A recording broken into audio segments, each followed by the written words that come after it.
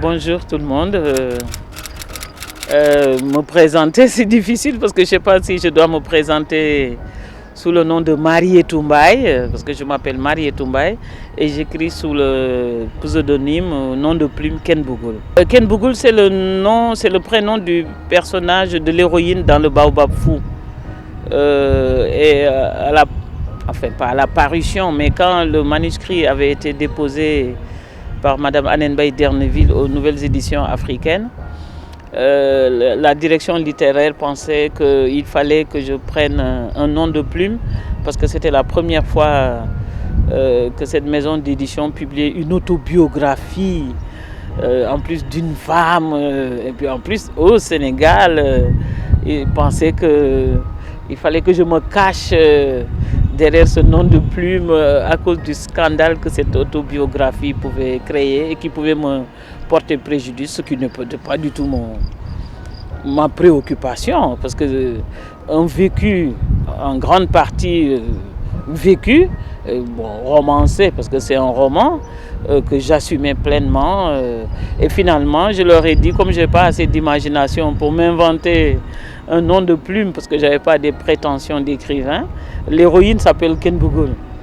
Et on a mis Ken Bougoul, et c'est depuis que je suis devenue Ken Bougoul.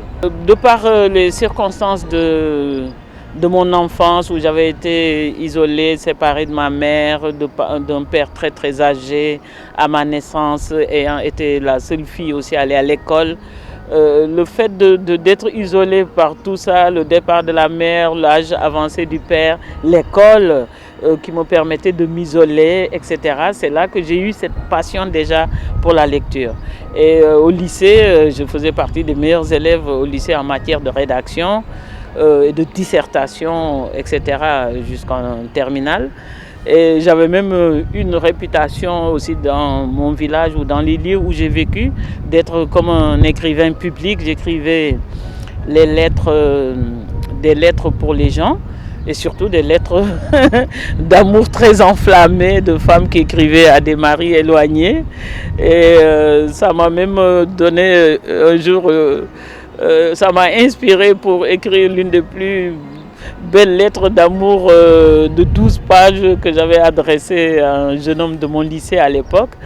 Et donc j'avais cette passion pour la lecture et l'écriture. Le livre parce que je m'y réfugiais, le livre parce que je voyageais, le livre parce que je voyageais dans le monde, le livre parce que je partageais des émotions, des états d'âme, le livre parce que ça me tenait compagnie, j'avais comme quelqu'un avec moi, c'était très important pour quelqu'un qui était isolé dans mon cas. Et de cette passion de la lecture, mais l'idée ne m'était jamais venue d'écrire. C'était juste aimer lire, aimer m'informer. Et puis comme j'étais née de parents analphabètes dans la langue française, on me faisait lire tous les emballages, des bouteilles, des médicaments, des journaux, de tout ce qui traînait avec une écriture. Donc ça aussi, ça m'a donné peut-être inconsciemment une base très importante quand la nécessité, l'urgence d'écrire est arrivée. C'était même pas de l'angoisse, je n'étais pas angoissée. J'avais l'impression à 33 ans, peut-être que c'est l'âge fatidique, l'âge de Jésus quand il est monté au ciel, comme si j'avais déjà tout vécu. Mais c'est comme si j'avais vécu 1000 ans. Je me dis, mais à 33 ans, avoir cette impression d'avoir vécu 1000 ans, alors que j'ai toute la vie devant moi, il fallait que j'enlève un peu de ce trop plein de vécu qui m'étouffait déjà à 33 ans. Donc j'ai écrit pour me soulager, pour évacuer une grande partie de ces vécus très intenses, pour laisser de la place pour la vie. Donc en arriver à ce degré d'étouffer par un vécu intense, c'était une question de vie ou de mort. Donc c'était dans la nécessité, il fallait évacuer, mais c'était urgent parce que c'était une question de vie ou de mort. Ah oui, ça c'est ma place favorite à Dakar et le rond-point, le café Le Rond-Point. Ça, c'est les endroits vraiment que j'adore. Parce que je suis beaucoup restée à la place de l'Indépendance, où j'ai beaucoup traîné, où j'ai même dormi. Le café Le Rond-Point, où la gérante avait été sans me connaître, sans savoir même si j'écrivais, qu'est-ce que j'écrivais, et qui m'a souvent offert ne serait-ce que l'accueil, et parfois même m'offrait le café ou quelque chose à boire, et je pouvais aller dans ses toilettes pour faire ma toilette sommaire. Non, ce n'est pas une question de rupture avec la société, c'est une question de rejet.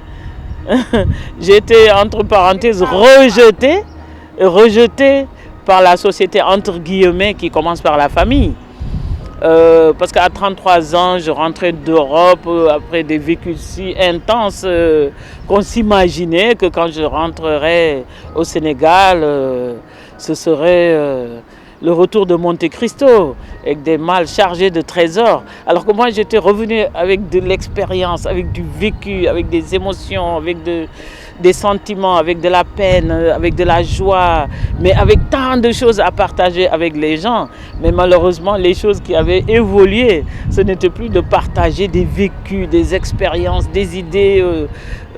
C'était plus l'esprit, mais le matériel. C'était plutôt le matériel. Et à mon âge, à 33 ans, je n'étais pas mariée, je n'avais pas d'enfants. C'était comme, pour ma famille, c'était comme un échec. Et comme en Afrique, nous n'avons plus ces garde-fous, que même en cas d'échec, de pouvoir récupérer nos individus, ce que les sociétés traditionnelles avaient, de récupérer ces fous, ces handicapés, etc. Nous n'avons plus ces garde-fous, nous ne voulons plus les avoir parce que déjà le matériel avait pris le dessus, on était reconnu que parce que on avait quelque chose. Donc rejeté, j'en ai pas tellement souffert, peut-être pour des questions de commodité en tant que femme à 33 ans quand même, traîner dans la rue, habiter dans la rue, il y a un petit minimum d'intimité, de toilette. Mais comme moi, je suis habituée à me battre depuis que j'ai l'âge de 5 ans, je ne suis pas dans une dynamique de vie, mais je suis dans une dynamique de vivre sur la vie, de survie, pas de survie d'un seul mot, mais de surtirer vie. Et depuis 5 ans, je suis une battante et je ne me laisse pas faire. Donc j'ai pu survivre à tout ça. Et ça, c'est ce qui fait qu'aussi j'ai cette passion pour la rue, pour les rues, pour marcher dans les rues, parler aux bâtiments, parler aux briques, parler à la rue, parler aux gens dans la rue. J'aime, en fait, je suis un enfant de la rue. C'est à 33 ans que j'ai commencé à écrire de la place de l'Indépendance, surtout le café du Rond-Point, en partie chez Aïssa John qui habitait à l'époque à l'île de Gorée, chez des amis un soir ou une matinée, etc., dans les cafés, dans les bars, dans les restaurants, n'importe où je trouvais à mettre mon cahier sur les genoux, mais beaucoup au café Le Rond-Point et beaucoup à la place de l'Indépendance.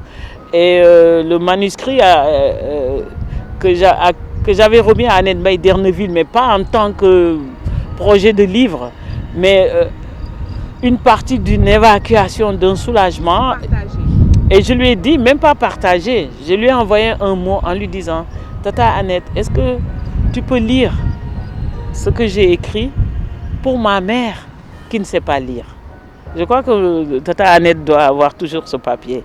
Et c'est elle-même qui, quand elle l'a lu, l'a déposé aux nouvelles éditions africaines, alors que c'était une partie d'un manuscrit vraiment écrit à la main qui faisait plus de 700 pages. Donc une première partie est sortie, c'est le Baobab Fou. Et le succès du Baobab Fou a été tellement fulgurant que je n'ai plus continué. C'est 12 ans après que la deuxième partie est sortie, Cendre et Braise, et 4 ans plus tard, Riwan ou Le Chemin de Sable. Oui, personnellement, je sais que j'ai écrit 10 romans, mais les autres publications, soit dans des ouvrages à plusieurs collectifs, ça, il y en a beaucoup. Là, je travaille sur une trilogie, donc ça me fait un peu mon passage en douceur dans le troisième âge. Je suis dans le troisième âge, mais là, je glisse vraiment vers cet âge merveilleux qu'est l'âge. J'adore la vieillesse, j'adore prendre de l'âge. Parce que je me bonifie un peu. Pas peur, la vieillesse. Ah, j'adore, c'est comme le vin, plus c'est vieux, plus c'est mieux. Là, je découvre que malgré toutes mes, je n'ose pas dire souffrances, mais malgré tout ce que j'ai vécu dans la vie, les turpitudes, etc., je suis partie d'un bon cru. Et avec l'âge, je me bonifie. Donc, je me sens beaucoup mieux, beaucoup plus à l'aise. Finalement, comme je dis, je m'aime. J'adore quand même toujours avoir de l'adrénaline pour quand même le combat, la lutte, le jeu avec la vie. Ça, j'adore. Ah non, sinon, je déteste les acquis, comme j'ai parlé dans mon dernier roman, Cacophonie.